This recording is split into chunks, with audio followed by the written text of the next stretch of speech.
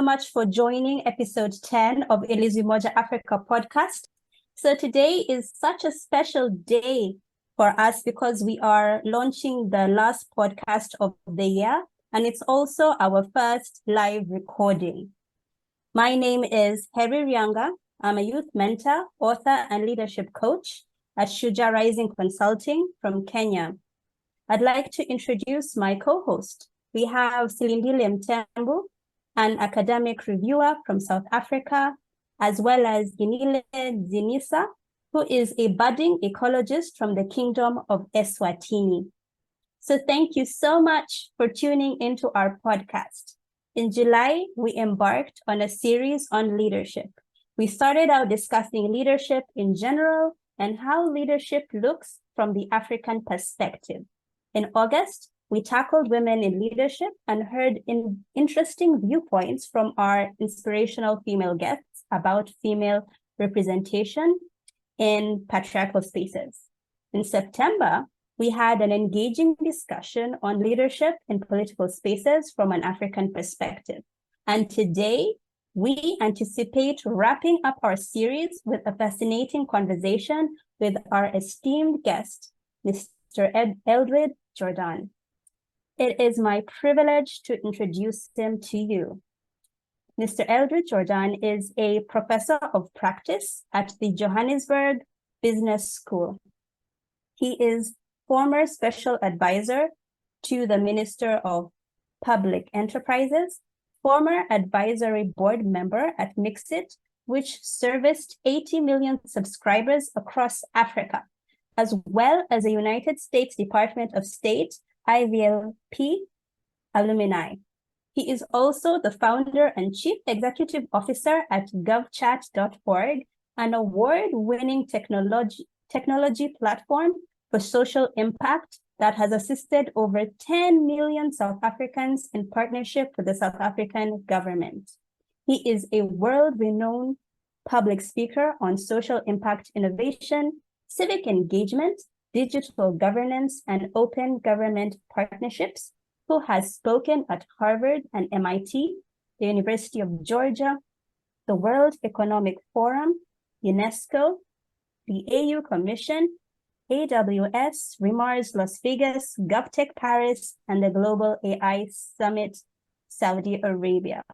So welcome to our podcast. Now, before we start, please follow us on our social media platforms, Twitter at Ilizwi Moja Africa, on Facebook, Ilizwi Moja Africa, or you can also follow our page on LinkedIn. We have a profile there. Make sure also to check out our TikTok at Ilizwi Moja Africa to continue our conversations. Like our videos and subscribe to our channel. Also, feel free to comment as we continue with our discussion. We would like to hear your thoughts. So now, allow me to hand over the next session to my co-host, Silindile. Great. Thank you so much for that introduction. Just such a privilege to have Eldrid here with us. I know that you're a very busy man. There's so many things that you're doing, and it honestly is just such a privilege to have you here. And so today, as earlier stated, we have on our podcast, we have Mr. Eldrid Jordaan with us, who will give us insights on what it is to be a leader in the business sphere, especially because this is so relevant in our context, and how to essentially navigate challenges and overcome them.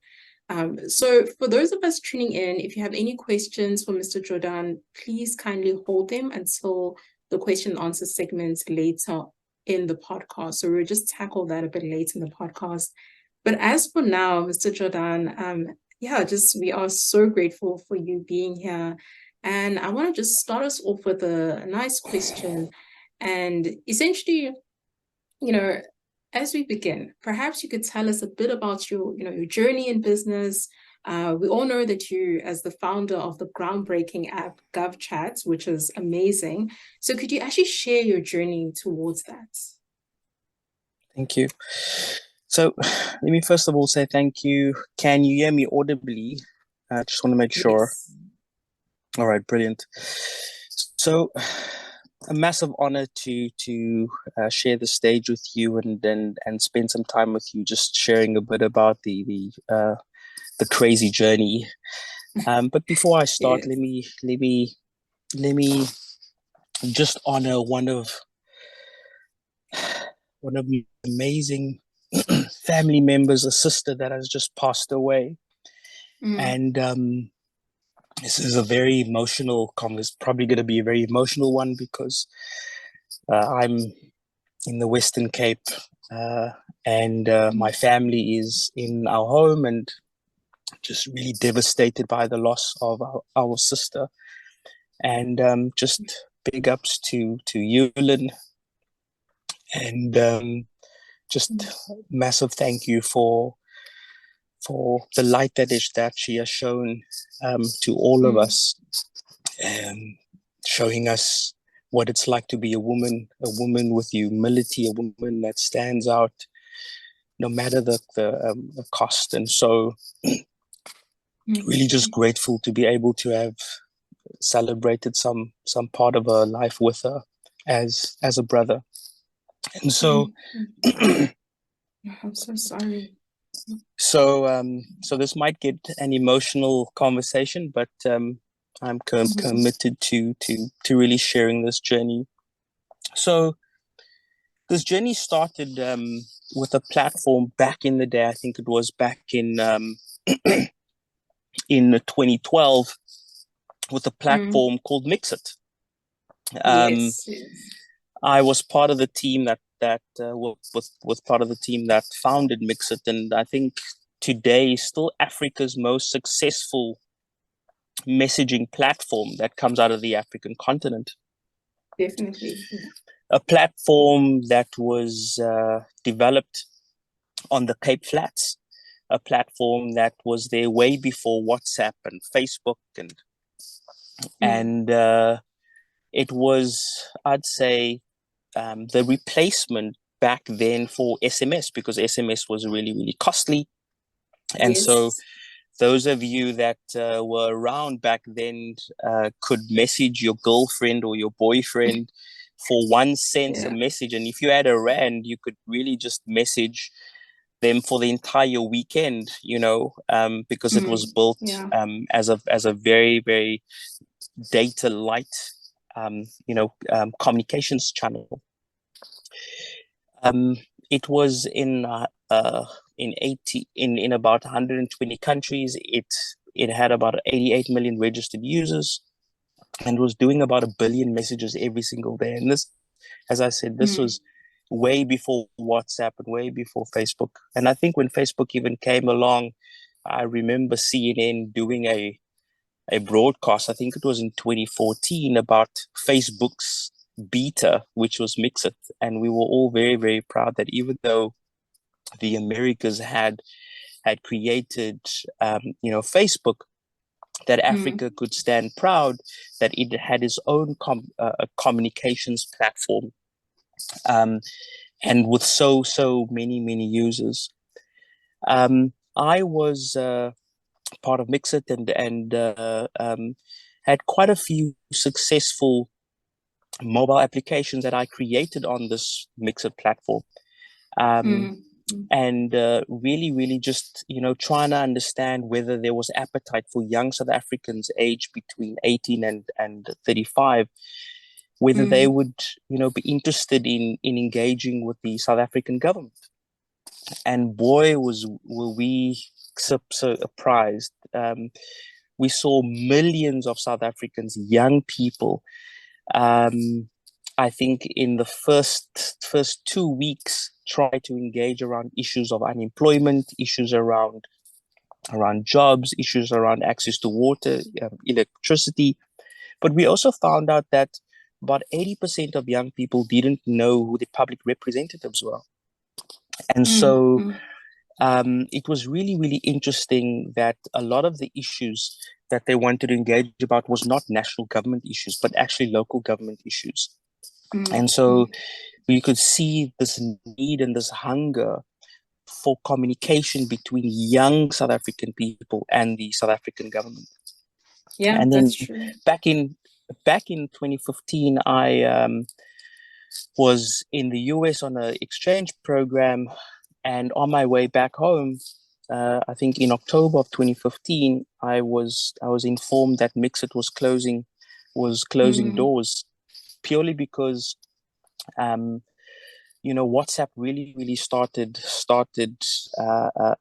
increasing its market share, and because Mixit was developed on feature phones and not on smartphones, um, they kind of missed out, uh, uh, uh, uh, uh, from a technology point of view, where Android was becoming really cost effective. I think the Chinese were starting to create that Android at about $50, which was affordable for Africans, and we saw a massive take up of smartphones.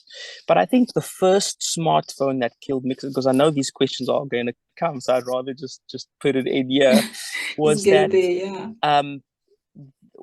BlackBerry was the first, I'd say, death of Mixit, because Yes. BlackBerry was a smartphone-like device, with touchscreens, and those of you that had Blackberries would remember BIS and BBM, and you could, I think it was a cost of 60 Rand a month, and you could surf the entire internet for that 60 Rand, and you could also send messages to one another, which kind of took over what Mixit was trying to do. And so when I came home to South Africa back in 2015, I was unemployed. I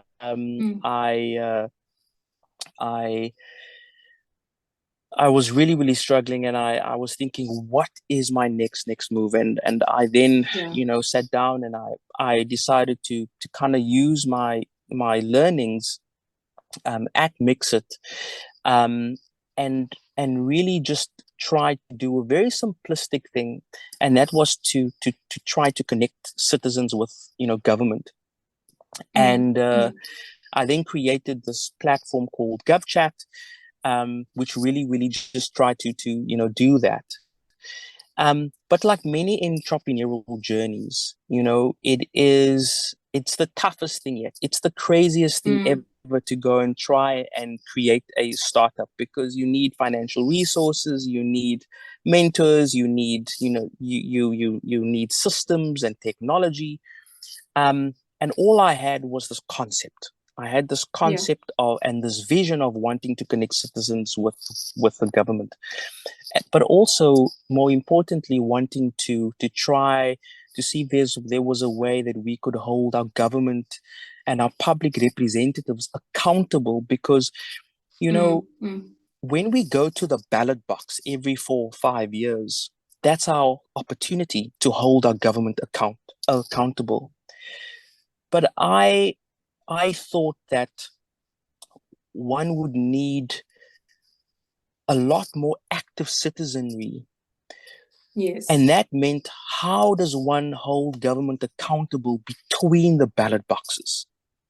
And I knew that with the power of technology being an enabler, that would be able to get that right. But, after a long time in advocating, in putting it out there, speaking to the universe, that I'd like to do this, after using all my resources, I lost everything. I lost our family home.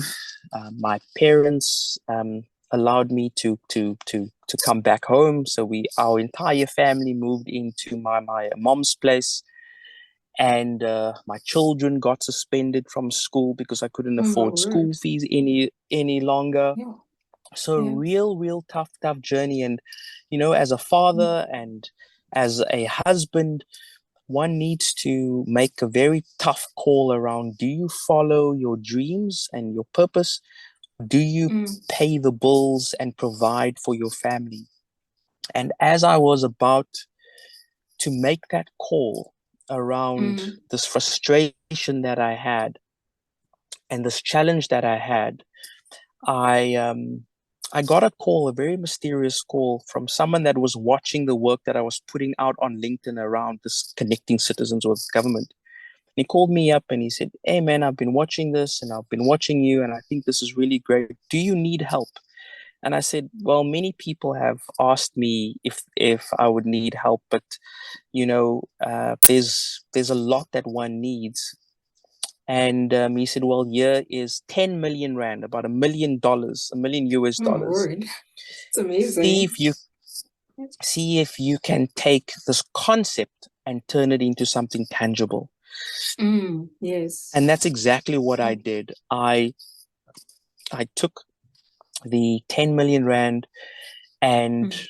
we then started on this technical journey in trying to connect citizens with government. And so, as you said in the introduction, the impact has been phenomenal. Yeah, Obviously, definitely. during COVID, we were able to assist about 10 million South Africans to engage and to connect with the South African government. And so, really excited that a platform that started as a dream Mm. and as a vision, through not giving up, was able to help millions of South Africans and ensure that there was, a lot of social impact during the, COVID-19 process. Obviously, there's a lot that one can say about that journey, but I think the highlight for me is really not giving up on one's purpose. Make Yes, no that's true. mistake, it will be hard. The other thing I think that is clear from a lesson that one must take out of that that first phase of one's journey was, don't chase money. Mm. Try and chase that purpose, because that purpose will bring value, and that value will bring what it needs, and what that concept or that project or whatever the startup is or the technology is, whatever the business is, it it will happen. And so, um, through a very, very tough journey, and the tough journey hasn't ended, and we will get into the conversation about how it ended later. But I think Yeah. for this part of the conversation, I really, really want to say, you know, stay focused, don't Mm. pivot, stick to the goal and to that vision. I think one of the Yes. biggest challenges with our young people that want to start businesses is that they start but they don't finish. Yep. And understandably they don't finish because it's too hard, right? It's really, really tough. It's But a lot challenging, of the yeah. times it is in the toughness that mold starts to take place, that we start to learn valuable Mm. lessons in that toughness. We start to be Yes. resourceful. And yeah, I think that once we get past that, I promise you, it's just to get to the other side. And it's just timing, but you will get to the other side. That I promise you. But it's important that we learn those lessons during those very, very difficult times, because that just makes us, better, people within that journey, and better leaders within that, journey. Yeah.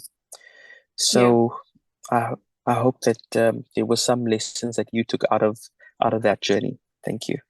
Yeah. No, thank you. Thank you so much. I think a lot of us took a lot of those lessons from your journey, because your journey was so unique. Like, coming from a position where you have this concept and dealing with whether should I follow this concept, should I pursue it, or should I take on kind of the traditional role of being just an employee trying to go by, and those kind of things. And I love that Sure. you pointed out that the passion should be there. Having mentors to support you, having basically a support system, and ensuring that you get to where you need to get to, right? Ensuring that your vision comes to pass. And it did, because we're seeing the success of GovChat, and we're seeing how GovChat is so relevant in our context, and how young people are being involved. Young people are now looking at the importance of having a kind of communication between the governments. Because I think, as you said very rightly so, that I think that gap between citizens and governments is quite big, right? It should be, it should be bridged by something like a platform like GovChat bridges that gap. So very, very thankful for that. Very humbled by that experience that you have, the journey that you continue having. And so I'm just gonna like dive into the second question. This is going very well. This is going extremely well. So every business person encounters challenges, and I think you know where this is coming from. So we do encounter challenges in the process of establishing our business. And you also encountered a major one. I think it was an illegal battle with Facebook, and won that challenge. And so it's like you can kind of like look at it as a tale between David and Goliath, right? In kind of like the technological era. So this basically forms the basis of your book by that title. Yeah. And could you tell us about your tug of war with Facebook? Like, how did you come out on top? Essentially, that's yeah. Another crazy journey. Yeah. And I think it's got a lot to do with the success, but also many of you would know that the new gold or the new oil is this fight and this control over data. Because we consume and we process millions of data. I guess that, this is my personal view, that the issue around Facebook and WhatsApp wanting to offboard GovChat on its WhatsApp platform was purely around the control of that data. Now, I think back in 2017, I did a lot of research around and being a expert in the creation of platforms. Many people ask, how does one create a successful platform? And there are three components to it. Now, when I created GovChat, the first and foremost, I looked at access. Now, many of you would want to ask, so where do you get access to it? Can you download it? Are you able to? Are you able to hear me? Sorry. Yeah. Yes, I can hear you. So there was a strong focus on access. And many people would ask, how can they access it? Can they download it on the iOS or Android store? And we decided not to build a mobile application for two reasons. The one was the cost of data back then, and still now, is a massive issue. And so you could build the best technology out there, but if it's not accessible, if South Africans don't have data to download that mobile application, then it would be a fruitless exercise. And so the second reason why we didn't build mobile applications was the type of mobile phones that South Africans have. They have your cheaper and your cheaper Android phone, so that $50 phone, right? And the challenge with those $50 phones are that they come with preloaded mobile applications like WhatsApp and Facebook, which are seen as essential messaging platforms, but they also have a limited space. And so South African citizens are not going to delete WhatsApp or Facebook and then replace it with GovChat. And so what we did was, in the beginning, back in 2017, we had access to the WhatsApp Business API, and we then created GovChat on WhatsApp. So you could literally just add GovChat as a contact on WhatsApp, just like you have your mom or your dad or your husband or your wife or your friends, family friends as contacts on WhatsApp. You would add GovChat as a contact, and you could then very easily, without downloading, without any data, you could then engage with the South African government. And you must remember, I can't download the WhatsApp Business API. I have to be given permission by WhatsApp and Facebook to get access to that API. And back in 2017, when we got access and when we launched GovChat, they were part of that launch. They were part of that launch. And this is what is mind-boggling, because Facebook alleges that we have not had permission to create a WhatsApp Business API account. And they also say that we weren't authorized by the South African government to do that. My word.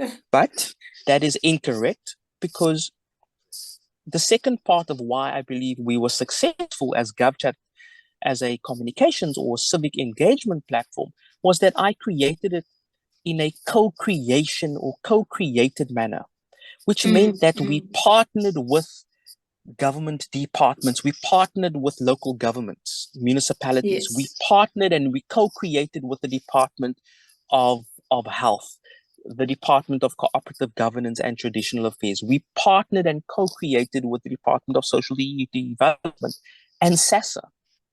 And all the features that you see on GovChat was co-created, because we believe that many big tech companies have tried civic engagement platforms and it hasn't worked, purely because they created the technology and then dumped it onto the government, expecting them to use it. And then what do we see? We see they become white elephants. And then at the end of the day, it's our taxpayers' money that pays millions of dollars for these platforms, but it's not used because the government feels that they weren't part and parcel of the creation of these platforms. Exactly. And many people don't understand that public servants or public representatives are people like you and I. They wake up with the same socioeconomic conditions like you and I. And so if you create a platform that is seen as a complaints channel or a rant, platform, and all they need to do is just, get all of these complaints, I mean, would you really want to go to work every day knowing you're going to deal with millions of complaints? And so we decided not to create it in such a way. We tried to create it in a way that it was co-created with them to understand what would they want to see. How could we use technology to make their lives as public servants better? Where they could use the data coming from the system, that they could make data-driven decisions and that they could provide a better service to us as citizens using that data. And that is why we co-created the Like platform. And then the final reason why I believe that we were successful, and why I also think this was an issue for WhatsApp and Facebook, was that we created it for scale, but through data privacy and security. We made sure that the platform was scalable and that it was secure, and that all the personal information that we get of those that are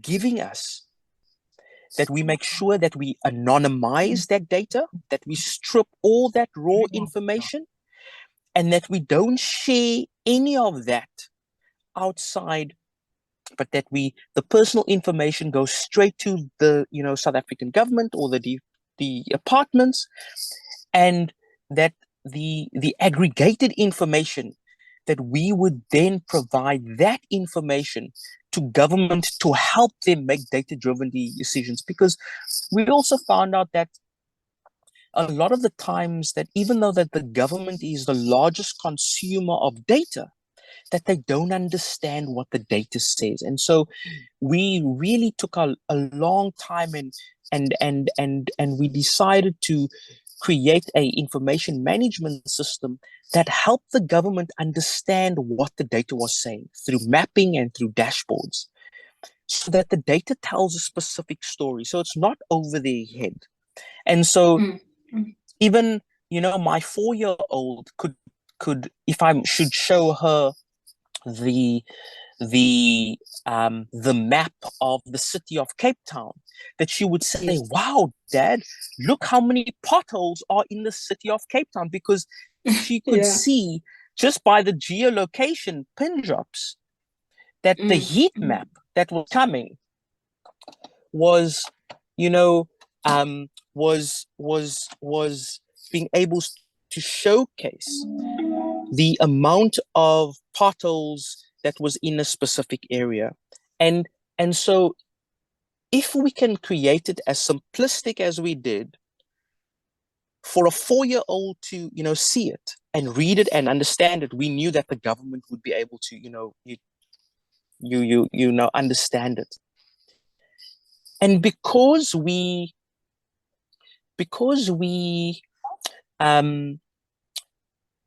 were able to create massive scale, and when I talk about scale, I'm talking about processing in excess of 750 million messages. Wow. During COVID. Word, that is massive.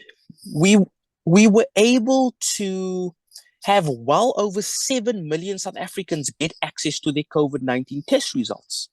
Yeah.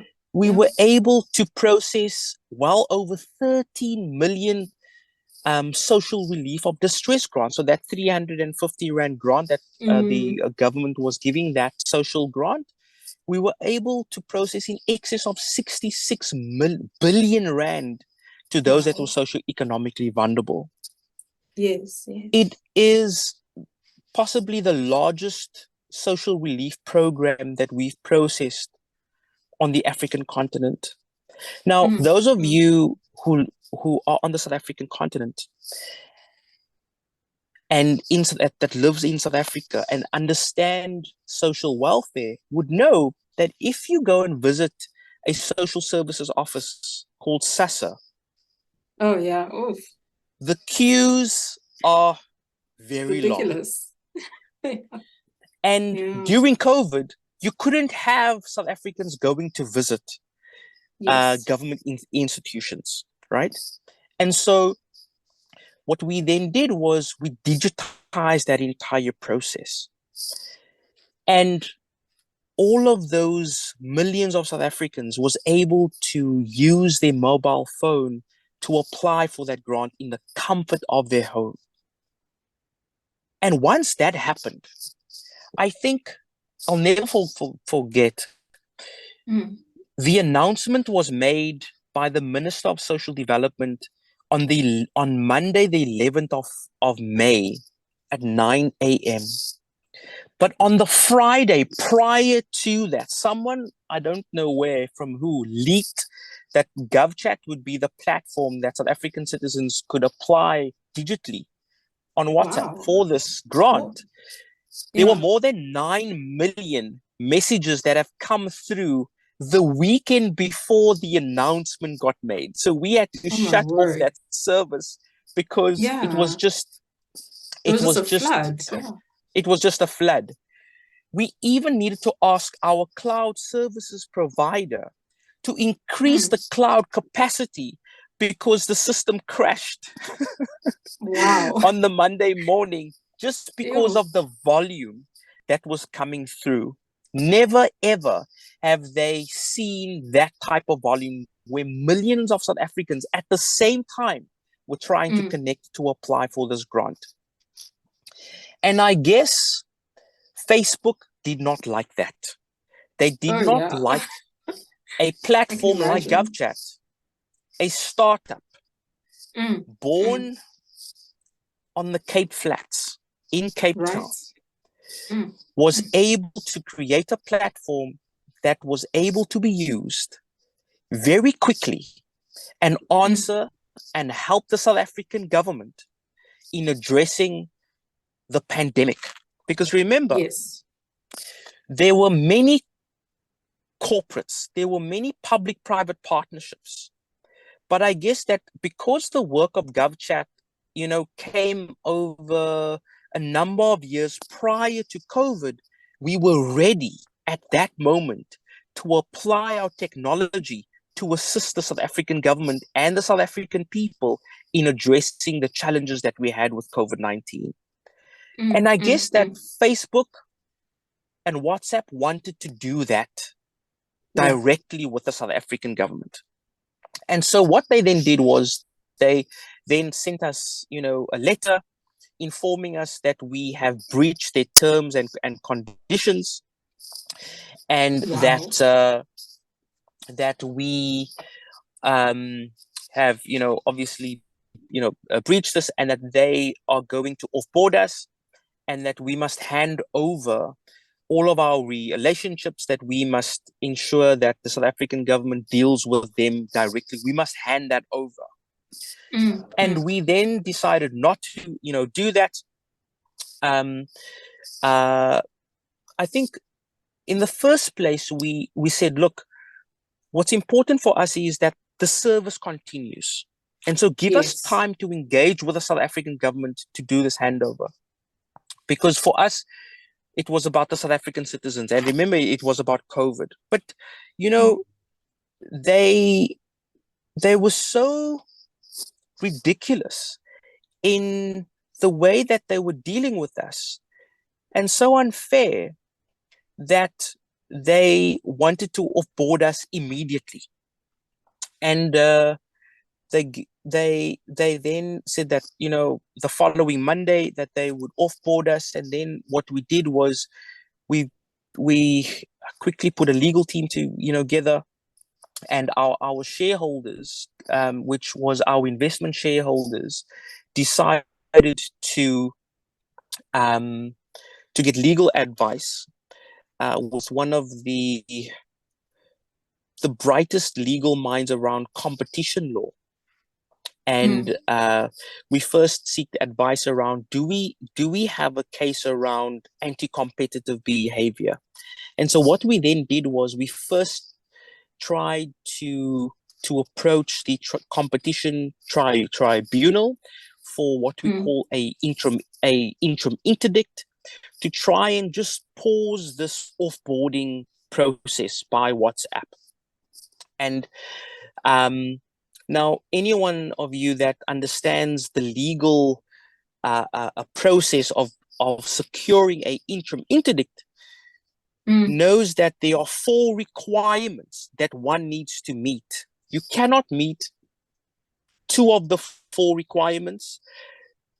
You cannot meet 3 of the 4 requirements. You have to meet all 4 of the requirements to survive and to get access to a interim interdict. Wow. And we did. But just before that, Facebook very smartly tried to inform the tribunal and fight the tribunal to say that this is a matter that does not sit in the jurisdiction of South Africa. And because WhatsApp is based in Ireland and Facebook is based in California or San Francisco, that this matter needs to sit in their territory, because it is they are based in Ireland. WhatsApp's based in Ireland, and Facebook is based in Silicon Valley, which is San Francisco, California.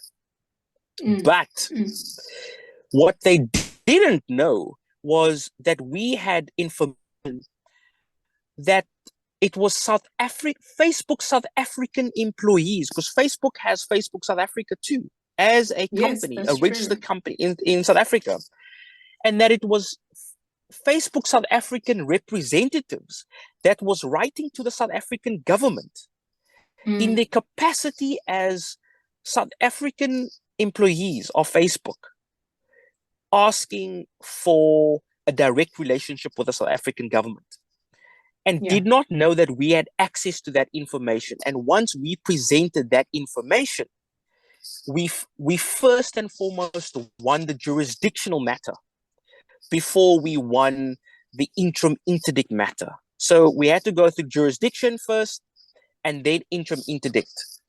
And we got, so we won that interim interdict, and then the tribunal then transferred the matter to the Competition Commission to investigate our claim around anti-competitive behavior. And when I say claim, I'm talking about our complaint of this anti-competitive behavior. And after almost 2 years of investigation, the Competition Commission found that Facebook and WhatsApp used anti-competitive behavior tactics, that their terms and conditions, they were applying very differently to all of their partners. So they would apply the terms and conditions very differently to others than to GovChat, and then decided to transfer the matter back to the tribunal for prosecution,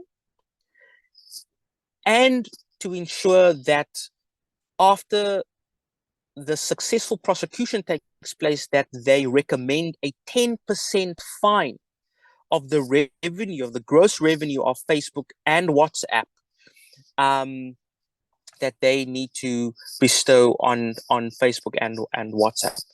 Now,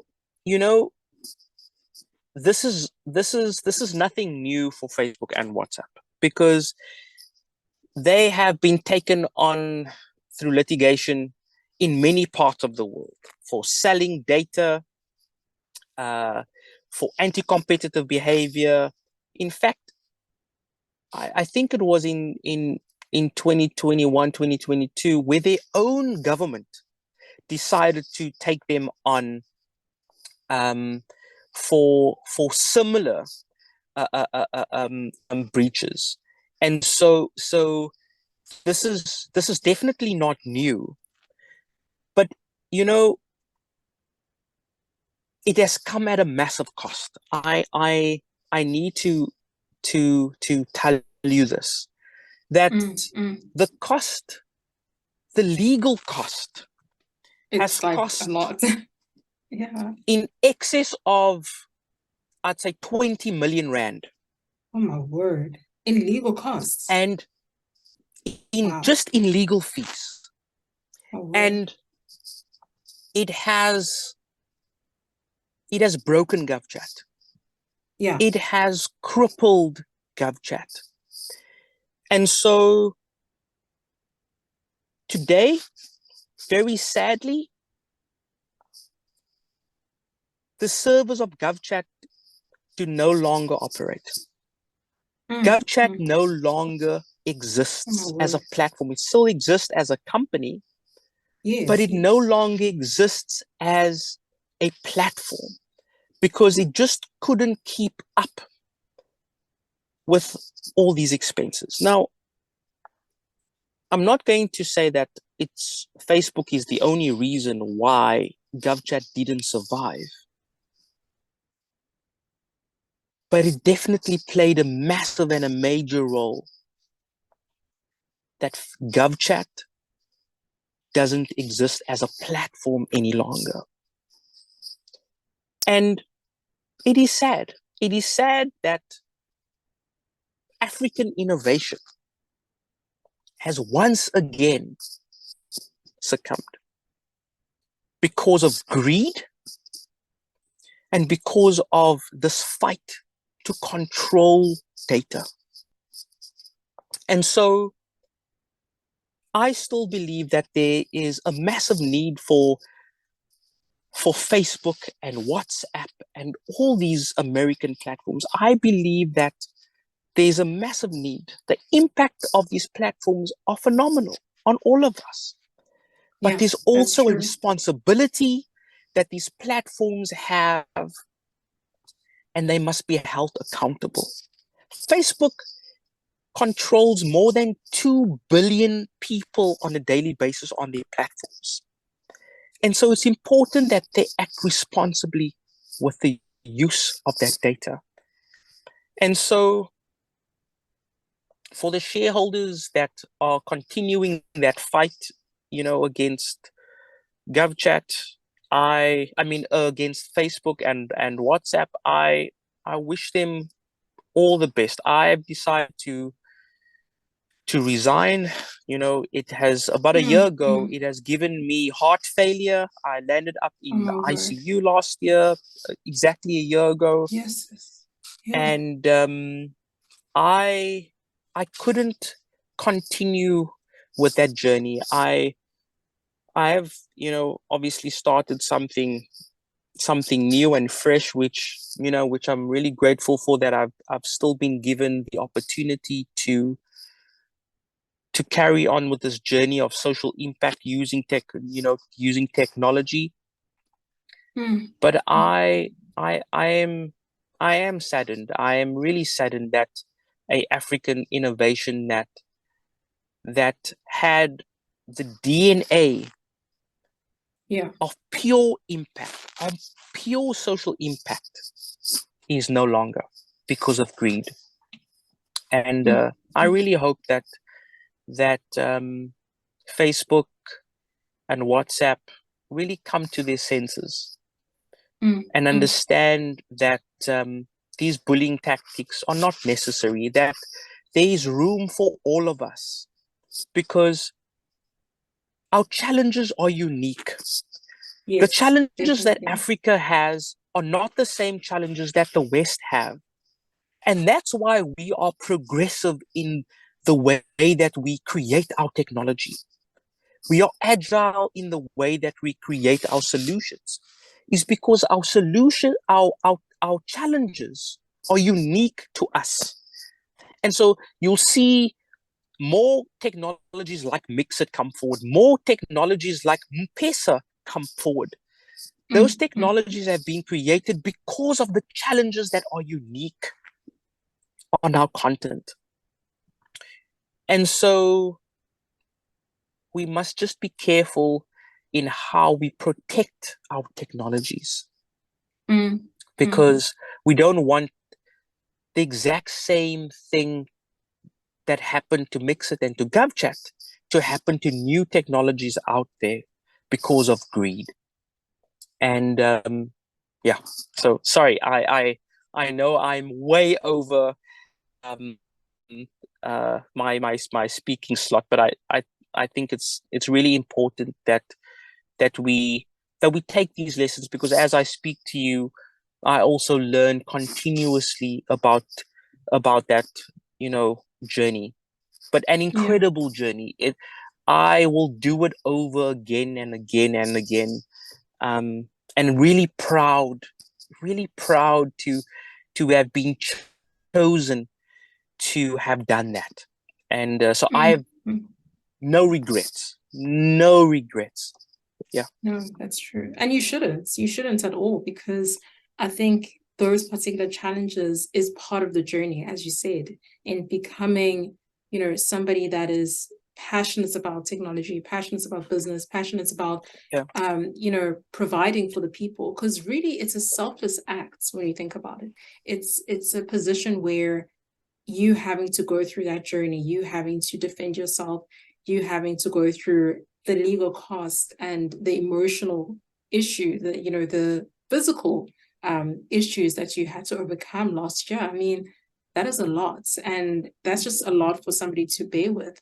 And the fact that that has happened, it's not something that, should be taken lightly. It's something that you're reflecting on it. And I think, you don't even have to apologize for taking time or anything, because it's a moment of reflection. It's a moment where you can actually just allow yourself to look at, this is where I came from. This is the journey that I took. These are the challenges that I had to overcome. And I'm going to take this and push my agenda forward, my concept forward, my new strategy forward, my new business idea forward. I mean, that essentially will help you in allowing your new business venture to be a success, to be honest. So Correct. I appreciate that. Thank you for being vulnerable as well, because not a lot of people will be vulnerable about, these certain challenges and what you had to overcome, so it's so authentic, and it's so nice to just hear that vulnerability and how you're able to allow yourself to speak about the truth like that, to speak about your truth and what you had to go through. But definitely some success stories that you have, and it's just been such a privilege to hear those success stories.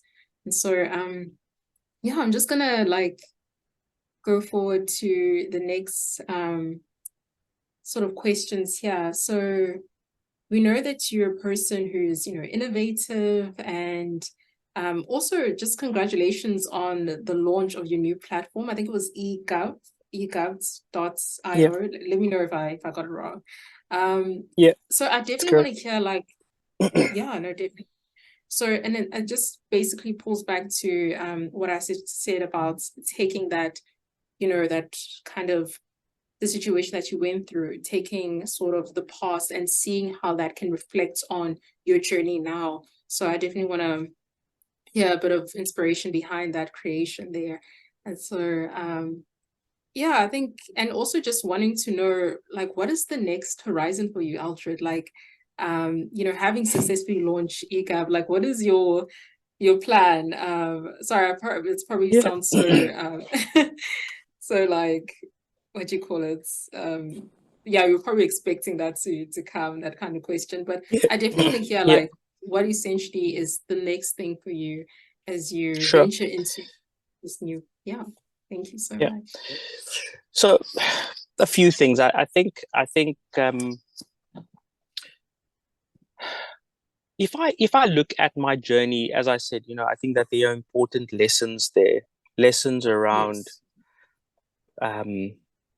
I think something that I haven't spoken to you about before, but lessons about partnerships and lessons about who your partners are important, because partners can make or break you. I always say, people ask me for some wise words around success, and I always end off saying, and people laugh when I say this, but I always say, try and choose the right partner. Try and and try and marry the right person, because that person will make it easier for you. That partner will really, be by your side in whatever it takes. They will be there by your side. But it's important to choose the right partner. Yes. Because, they might seem, in the beginning, they might seem as the right partner, but sometimes our visions and our goals change, right? And I think it's always important to check and reflect, are we still on the same goal, on the same vision? Yeah. And sometimes in time, our partner's visions can change. And that vision then will clash with your original vision. And how you get to that vision, they might not be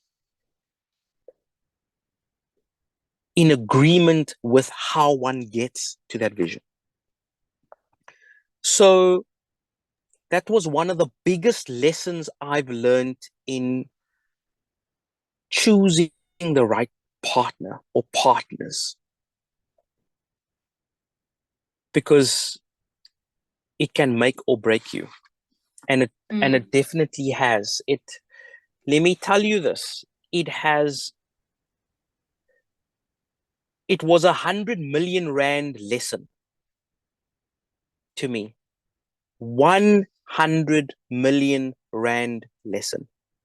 So when I talk about the school fees were expensive, Yeah. The school fees were 100 million rand. What? And so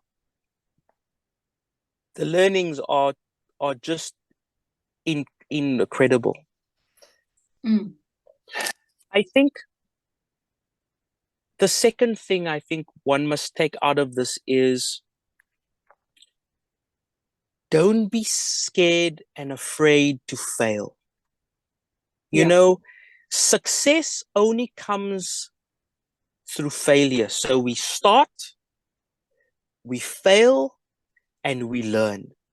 And then we start again, and we'll fail, and we learn, and we'll repeat that formula until we've learned and until we've come to that success journey.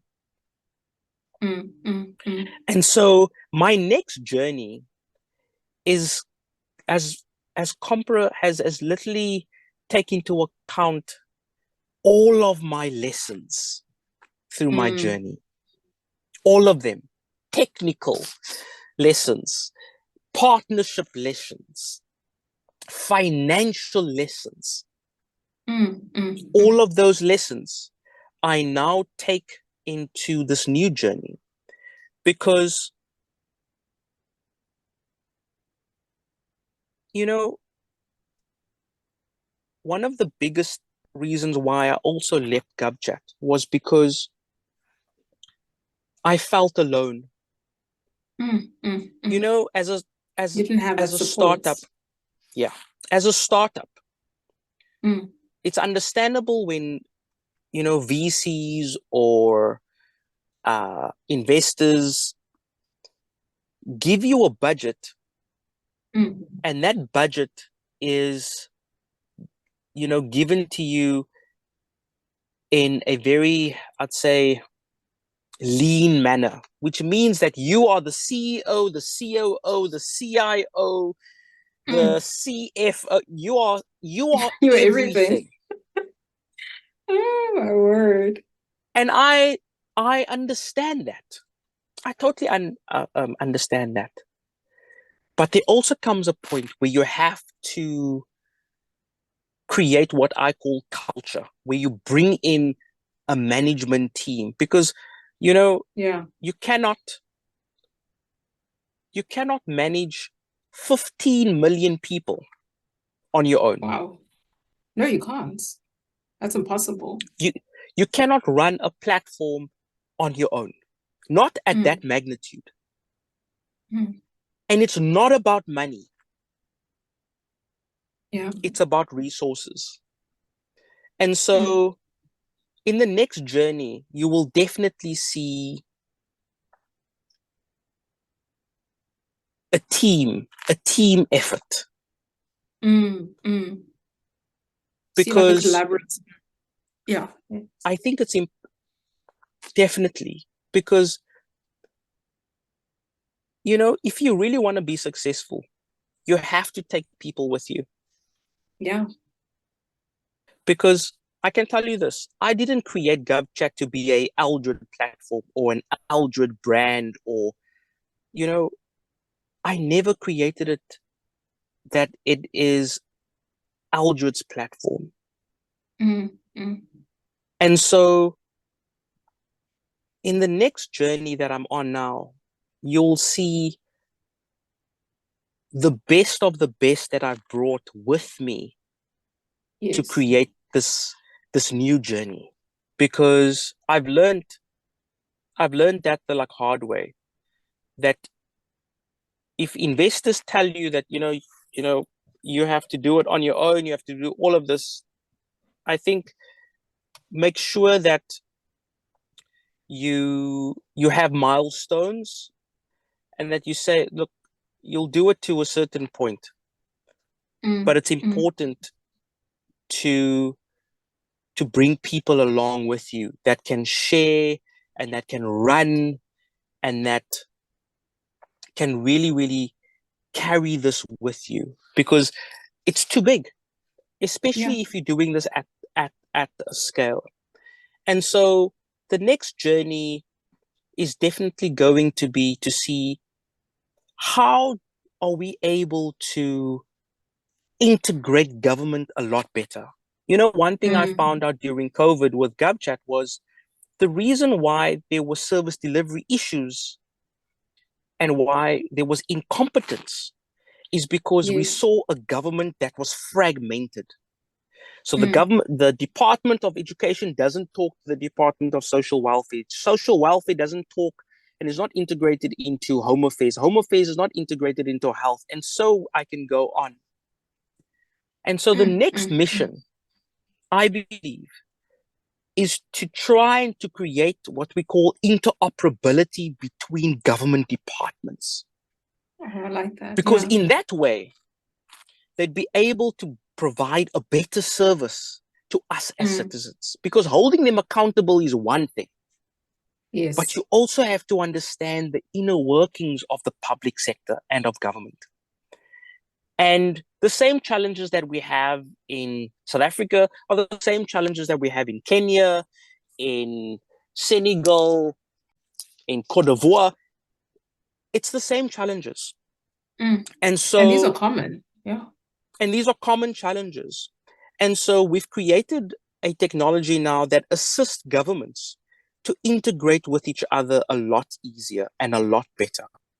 And this, and so we are now in territories like Kenya and Senegal, Nice. Dakar. Nice. We are launching soon. And then I would love to share what's coming, but you're going to have to wait until January next year. You're putting us in suspense, Eldrid. I am, if you thought that GovChat was big, yes, then it has nothing on what's coming. Wow. And wow. You know, we've created a company called Supple, which is an acronym. It has a triple P, and it is an acronym for creating social impact using public-private partnerships. And so, amazing. Really excited about the platform called eGov. And as I said, really going to be learning and applying all of those lessons that I've learned during my entire journey, and applying that in this new amazing space that I'm at. So I hope you don't think of me as a failure. No, I hope you don't feel despondent through my journey, because it is a tearjerker. It is tough. It's really, really hard, but I'm not going to stop.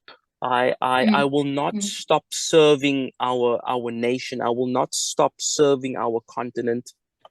It's in my blood to serve.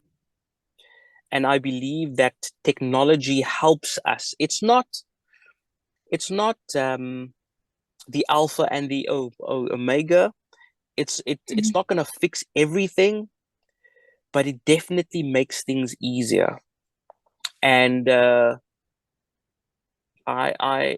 really optimistic. I'm really optimistic that what's coming, you are going to love, you are going to feel excited about, and more importantly, you are going to be a part of. I can't say in which way or form, but I can tell you each and every one of you will be a part of it. And this is it will be a first. It will be a first. We have not seen this before. And so I'm really sorry I can't share the details. But yeah, it is exciting. It is massively exciting about this next journey. But it's a few weeks away.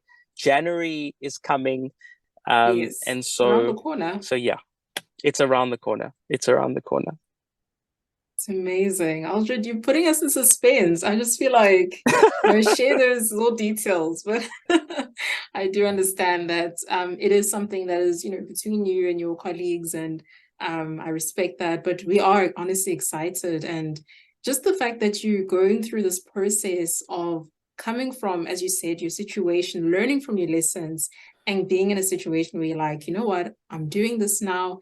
This is really exciting. This is something that I see a change, not just for us, but as you said, in the whole continent. I mean, that's exactly what we want. We want somebody who is able to, just be a catalyst for change, somebody who's a visionary, who's able to understand the needs of not just Africans, but a lot of our African counterparts. So that's honestly amazing. I'm probably going to talk to you on the side for like those little details, but thank you so much. Sure. Yes. So I'm actually going to get into Q&A. I think we just had such a great discussion, a very enlightening discussion. And I'm going to allow our participants, I'm sure, people are really happy with the way the discussion went. And yeah, so if anyone, feel free to either unmute yourself, or if you want to like just add a question in the chats, you can. So I'm just going to allow Glenile, my co-host, to lead the Q&A session. So Glenile, you can lead us through that. Hey, good evening. This has been a really inspiring conversation. And when you visited us in University of Georgia in was it last year, 2022? I couldn't It was hear. 2022. Yeah. Yes, I missed that session because I was sick. But today I just like, oh my goodness, I'm so glad that I get to hear all of this wisdom from you. So I'm really super excited. You like took us through your journey and all that emotional journey as well, because most of the time you hear about the success, like the end parts, but you never hear about what people had to go through mentally, physically, and otherwise. But yeah, if anyone has a question, please unmute yourself and ask the question. Thank you.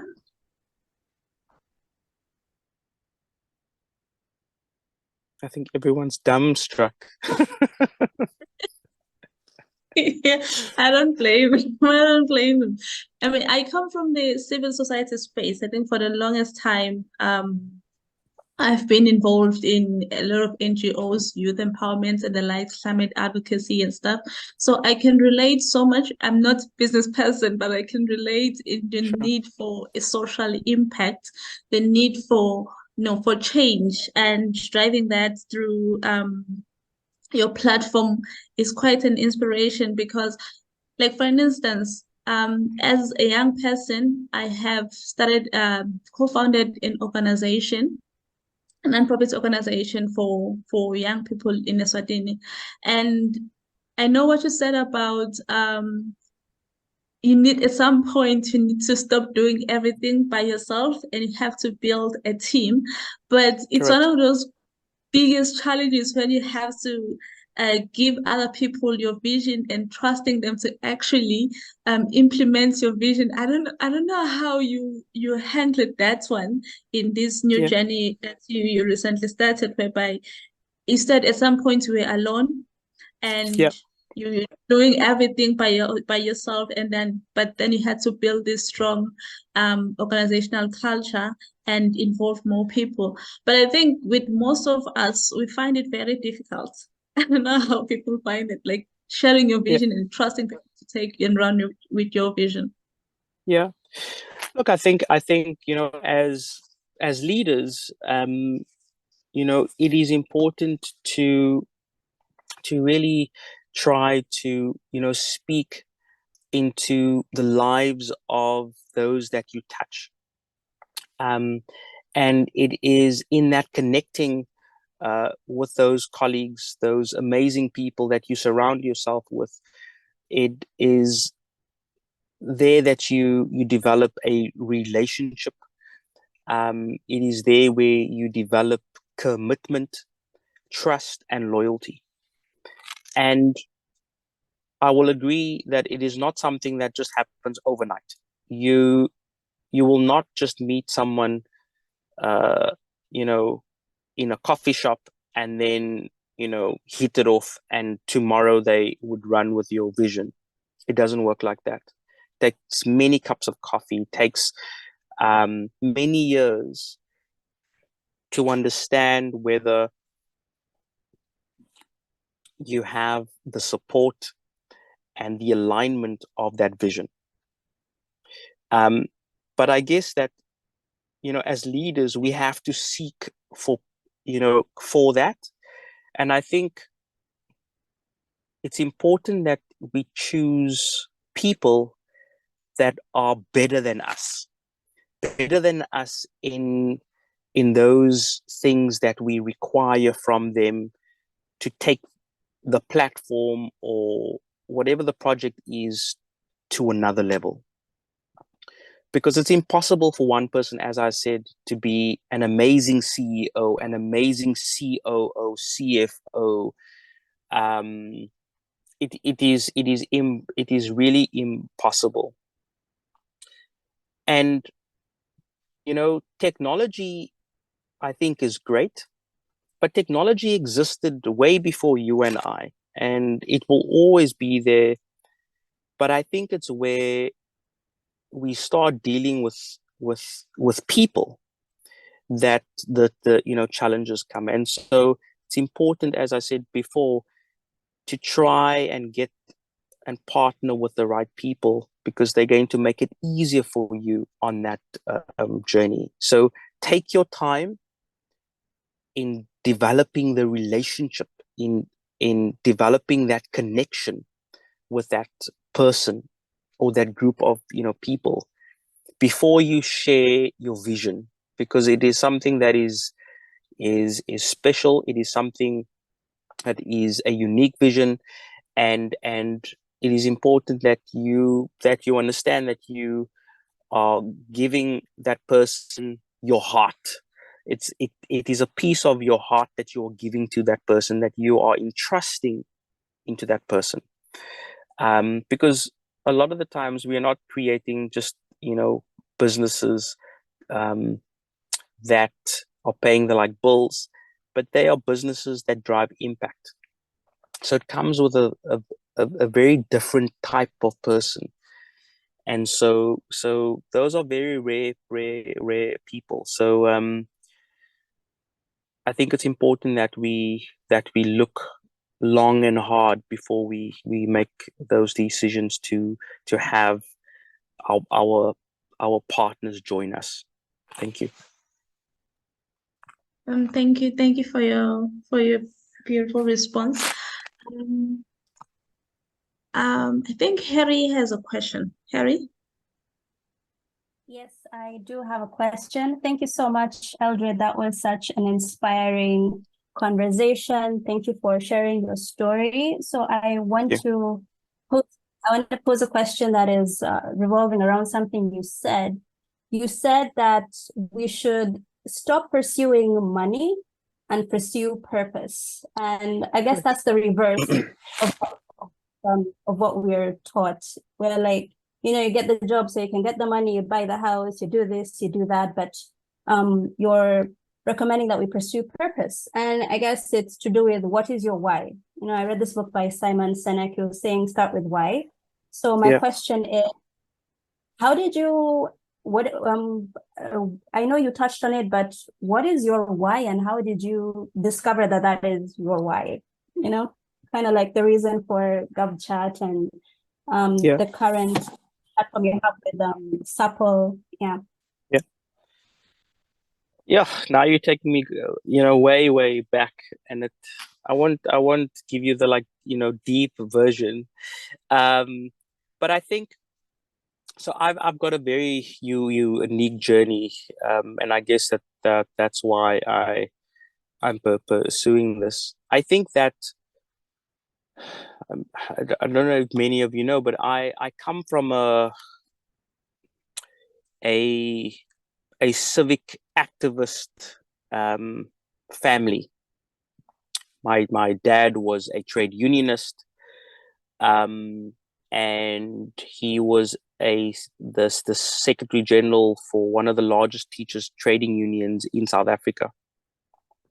So I was born in the late 1970s, where apartheid and civil unrest due to the apartheid system was a very challenging period. And my dad used his activism to really speak to addressing, racial issues around the gutter education system, issues around teachers' rights. And as a 5-year-old, I grew up in the conversation of many that today are former cabinet ministers. My dad was also one of the activists that gave Nelson Mandela a humanitarian award. And Desmond Tutu and Beyers Naudé, and on a Friday night, every Friday night in the 1980s was debate night at our home. And as a 5-year-old, I would be sitting in the conversations of those that you now know as Desmond Tutu and so many other activists. And I'd be playing with my toys, but being in this conversation. And so I grew up this way. I grew up in a family of activists, in a family that served their community.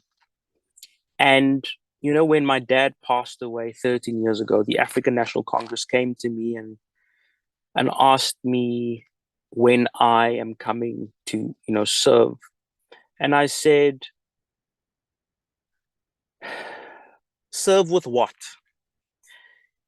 Because you get two types of politicians out there. I believe you get what we call a political prostitute that is there to be in a position purely because he seeks to be there, but does not have a specific skill. He is willing to do whatever it takes to be a politician. And then you get a politician that I believe is a politician that has a skill and that has a contribution to make to a liberation movement. And I definitely did not want to be the political prostitute. I wanted to come and add value to our country by serving. And at the time when that happened, I was at Mixit. And I used technology as an enabler and found out that this technology that we had and that we had access to could bridge what we call the digital divide between, and this communication gap between citizens and government. And in testing out this whether there was a need or whether there was appetite, the results were astonishing. It was amazing. And I knew at that point, even though I grew up in a house of civil activists, a house where we served our community, I knew that I would be different and that in time I would be using technology to assist us in doing that. And when I saw the amazing way that technology was able to get millions of people to engage with the government and the government back to all these hundreds of thousands of millions of people at the same time, I knew that I was in the right place doing the right thing. And I knew that with my understanding of technology, that I could be used as a catalyst, as a catalyst. I could be used as a disruptor and really just serve our people. And I continue to do that. even though it is really tough, and it's tough when you have a family, it's tough when you have colleagues, and it really is tough. If you focus on the value creation bit, if you focus on the purpose bit, I believe the funds will come. I believe that. It might be hard, but it will come, because money is just a resource. I must be honest with you. If you given $1 trillion, but you stuck on an island alone, the $1 trillion has no value. There is nothing that you can do with it. And so it's important to find that value and contribute with value and purpose. And I believe that the rest will come. I might be wrong, but that's been my journey, and I can only be open and honest with you. And I also believe that has been the reason why those that have followed me, not because of the money. And so I'm hoping that formula works. Obviously, I've become wiser to try and balance out the purpose with ensuring that we are able to pay the bills, because that's also important. And so try and find that right balance, and I hopefully believe that you'll have a sustainable business going forward. I hope that answers that question. It does. Thank you. Thank you. Thank you so much for spending your evening with us. No, This was an impactful episode, and we appreciate the time that you have spent with us. We also appreciate your passion for social impact, your passion for innovation, and your passion for purpose, inspiring us to find our own purpose. And as we end this episode, we'd like you to share some parting words with us, if you have anything more to say. I know you've already shared so much with us, but if you have just take-home message that you'd like to share. I'm going to just share four things that I'd like you to just consider. The first one is start. Whatever you do, whatever you want to do, whatever challenges that you have, start. The second one is don't be scared to fail. There's lessons in that failure. And so the third one is going to be learn from those lessons and apply those lessons in your journey going forward. And then the final one is going to be don't take no for an answer. You are going to get many no's on your journey. There won't all be yeses. I think the no's will outweigh the yeses. But don't take no for an answer. Stay focused. Every morning, make sure that you know why you are doing this. And then many people ask me, Eldrid, how did you, in God's name, how did you make it for so long, battling? And I would always say, try and be the best version of yourself today.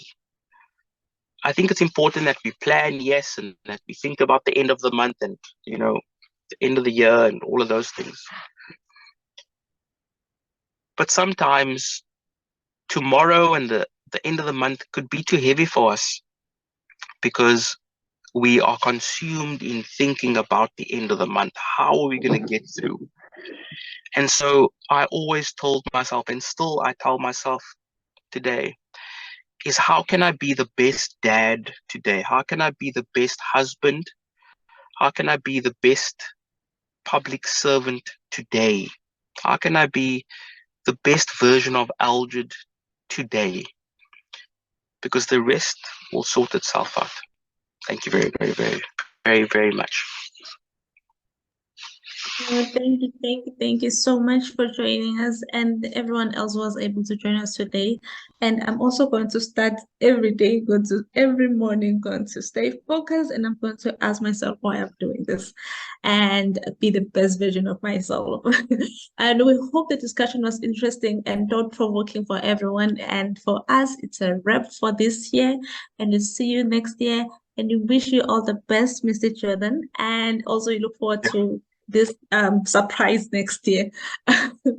For everyone else, please don't forget to like, comment, and subscribe to our channel. And thank you. You have a lovely evening. And unfortunately, we're sorry. We're deepest condolences for your loss. And I hope everything else will go well for you and your family as you prepare for peace. Yeah, so have a pleasant evening. Thank you. Thank you. Bye-bye. Bye.